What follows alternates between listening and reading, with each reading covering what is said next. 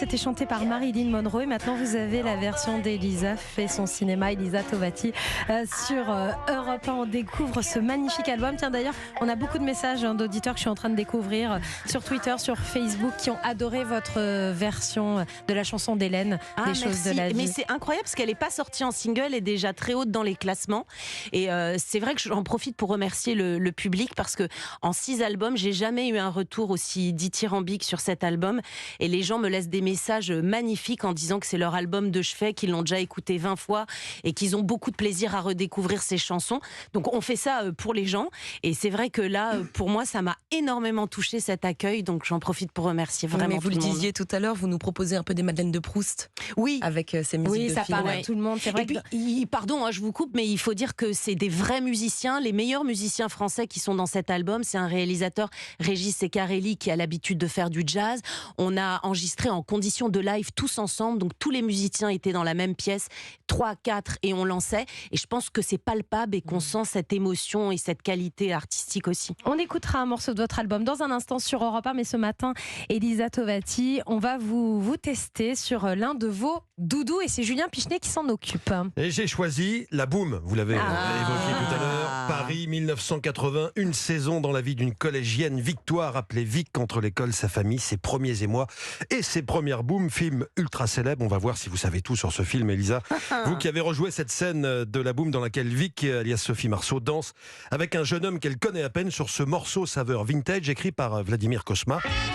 Et après cette danse effrénée qui l'a fait transpirer, vous voyez la scène, Vic quitte alors un instant son cavalier pour aller se désaltérer au buffet. Pendant ce temps-là, lui a l'idée du siècle. Il va aller chercher dans ses affaires cet objet venu du Japon qu'il a sans doute été acheté à la Fnac Champs-Élysées et qui coûte alors plus de 700 francs. Un Walkman baladeur cassette. Wow, c'est quoi ce truc? C'est tout nouveau. Ça vient de sortir. Le film de Claude Pinoteau en fait une publicité remarquable. Ouais. Avec son Walkman dans les mains, il se place derrière Vic, qui est toujours en train de boire un verre. So sexy. Et lui met le Walkman par surprise sur les oreilles.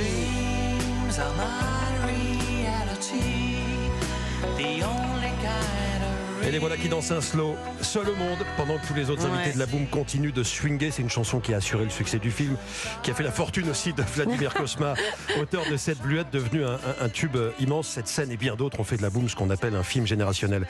Elisa, à l'époque pourtant, certains critiques détestent. On va voir si vous êtes capable de bien défendre La Boum.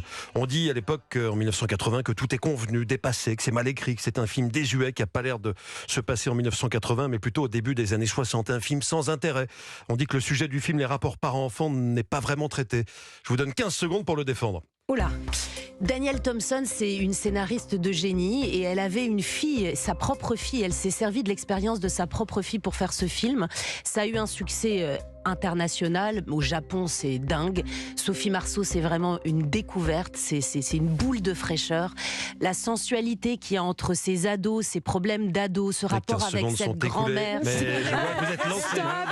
Vous êtes lancé. Mais on est convaincus, vous l'avez très bien défendu. Ce film révèle bien sûr Sophie Marceau qui est sortie gagnante d'un casting géant. Claude Pinoteau et son équipe ont auditionné plus de 500 jeunes à l'époque. Ouais. Eh bien, j'étais dans une agence publicitaire de mannequins publicité, quoi, dans laquelle je venais juste de m'inscrire. Et un mois plus tard, on m'a téléphoné, mon premier coup de téléphone pour ce film d'ailleurs. Alors je me suis présentée, j'ai fait des essais et voilà. Sophie Marceau évoquant le casting. Pendant le casting, Sophie Marceau d'ailleurs s'appelle encore Sophie Maupu.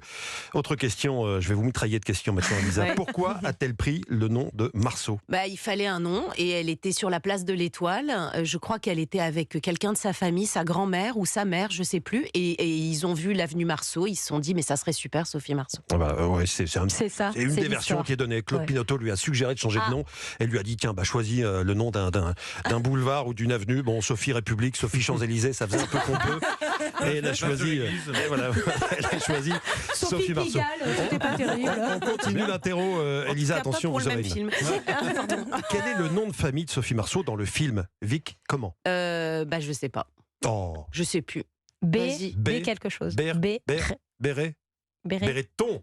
Ah bah tu vois, la dyslexique avait Ça commence complètement mal. oublié le truc. Ça Mais commence pour mal. moi, c'était Vic, un point, c'est tout. Vic, Vic, Vic, quoi, c'est Dans tout. quel célèbre collège parisien est-elle scolarisée dans le film? Elle est scolarisée, je sais plus, Henri IV, non? Ah oui, Ouais. bonne réponse. Quel est le prénom de ce jeune garçon dont Vic tombe amoureuse à la boum en dansant sur ce fameux slow reality? Bah, beau gosse, il s'appelle.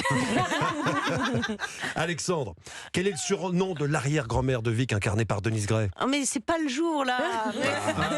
Mais on peut jouer, nous aussi. Mais attends, Ouais. si, je me Si, souviens je l'ai, bien, moi. vas-y. Poupette. Mais Poupette. c'est ça, Bon, Poupette. vous Elle l'aviez. est tellement charmante, cette grand-mère. J'avais envie d'avoir une grand-mère comme ça. J'adorais les miennes, mais celle-là, elle avait l'air trop proche de Vic. Ça donnait Bon, envie. on laisse tomber les prénoms. Dans quel célèbre restaurant parisien Denise Gray emmène-t-elle sa Au Fouquet's. sa petite fille? À la rotonde, non, c'est pas À la rotonde. Non, À la coupole. À la oui, coupole.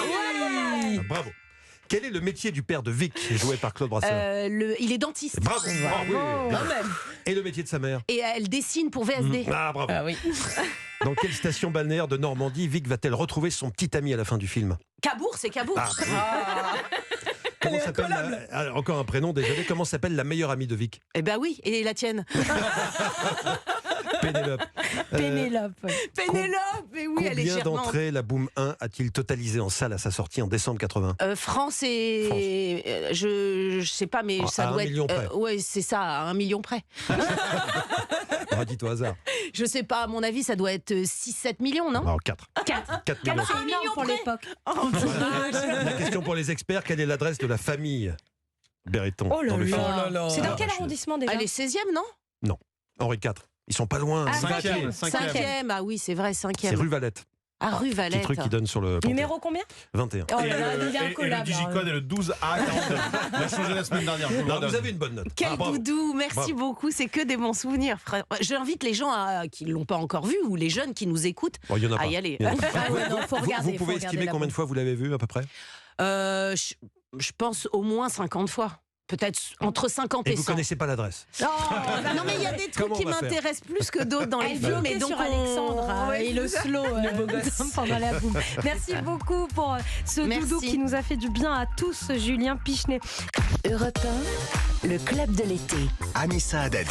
Le club de l'été d'Elisa Tovati qui touche bientôt à sa fin. On va laisser filer Elisa Tovati juste avant 11h pour prendre un train et partir en vacances, rejoindre ses enfants en Normandie. Elisa fait son cinéma avec de nombreuses reprises de bandes originales de films. Vous nous l'avez dit, il y aura un tome 2 à ce bel Je album. l'espère. S'il y a succès, il y a tome 2 parce que j'ai tellement d'autres chansons que j'ai envie de présenter au public qu'on en fera un. Je suis sûre. Je croise les doigts. On disait depuis le début de l'émission que c'est un très bel objet, c'est un vinyle effectivement que j'ai entre les mains. Bon, il existe la version CD, on peut aussi télécharger cet album évidemment. La photo sur cet album, elle est magnifique. C'est un Vous pouvez hommage nous en parler à Peter Lindbergh. Je voulais de la photo en pellicule, je voulais du grain, je voulais du noir et blanc.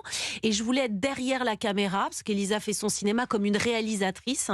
Et en fait, moi, je travaille toujours en toute petite équipe. Justement, j'ai Sandra Fourqui qui a fait la photo, ma sœur Vanessa qui a fait le graphisme, Fanchon qui est avec nous, qui m'a aidé pour la déco. J'ai Farouk qui s'est occupé de me prêter ce costume pantalon que j'adore, d'homme un peu décalé. Et voilà. Donc c'est une photo en hommage à Peter Lindbergh. Héloïse. Et d'ailleurs, vous auriez envie de passer derrière la caméra un peu pour la Ah réalisation? oui, mais je le fais.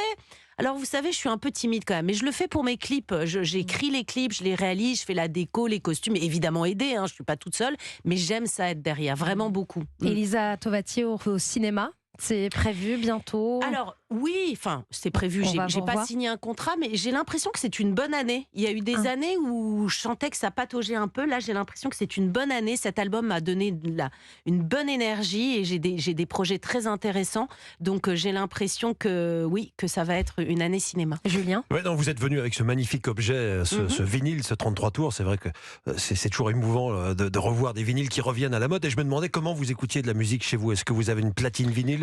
Est-ce que Alors, vous êtes au MP3? Est-ce que vous Ouais, êtes... moi j'ai une petite boule et je lui parle. Dis Ah Siri, oui. dis Siri, tu me mets Mais le ceci, vinyle, dis non. Siri, tu me mets là. J'adore donner des ordres. Comme mes enfants n'acceptent plus, j'en profite avec cette petite boule. C'est vrai qu'on peut voir ça comme ça. On parlait en tout début d'émission, quand on a retracé votre parcours avec le portrait sonore, on parlait d'une expérience télé, il n'y a pas de lézard, c'était Oui. une émission pour les ados, un magazine que vous co-présentiez avec Stéphane Tapi.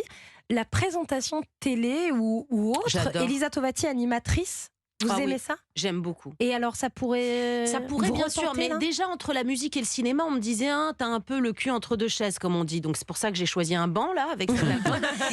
Mais oui, la présentation télé, même radio, je suis passionnée par ça. Et donc oui, j'aimerais bien ponctuellement, pourquoi pas, par exemple présenter la fête de la musique ou présenter une rubrique dans une émission de radio. Oui. Moi je suis une c'est touche bien. à tout, je suis une boulimique de la vie. Bah, j'espère que certains patrons de chaîne vous auront entendu, que ce Le soit message télé est passé. ou radio, mais en tout cas, oui, le message, il est bien passé ce matin. Elisa Tovati, vous parliez de retour au cinéma, Oui. que c'était une bonne année. Ça Oui. sera plus de la comédie, du drame. On va vous retrouver vers quoi? En tout cas, vers quoi ça pourrait se diriger? Alors, ça va être alterné, figurez-vous, parce que moi, j'ai commencé vraiment avec des rôles assez dramatiques, puis la comédie avec La Vérité si je mens a fait que j'ai été plus exposée. Mais à la base, j'étais plus à jouer Antigone que de faire le singe. Mais finalement, maintenant, j'aime les deux. Voilà. J'aime alterner, et donc c'est ce qui va se passer cette année. Il va y avoir des rôles très solaires et des choses beaucoup plus sombres. Et c'est ça qui m'amuse, moi. Et on a Vivre hâte. plusieurs vies en une. On a hâte de découvrir tous vos projets. On a passé un moment délicieux Mais avec moi vous. aussi, je vous ai adoré, vous m'avez fait un bien fou, j'étais crevée, j'ai plein d'énergie maintenant. Du coup, c'est un joli j'annule mes compliment. vacances. Voilà. Et vous restez avec nous. On vous souhaite de très belles vacances, Elisa Merci Tovati. beaucoup, À je me bientôt. sauve, à bientôt les auditeurs, Filez bonnes vite. vacances. Bon voyage. Allez, Merci, ciao, vos Elisa. enfants. Merci Europe 1.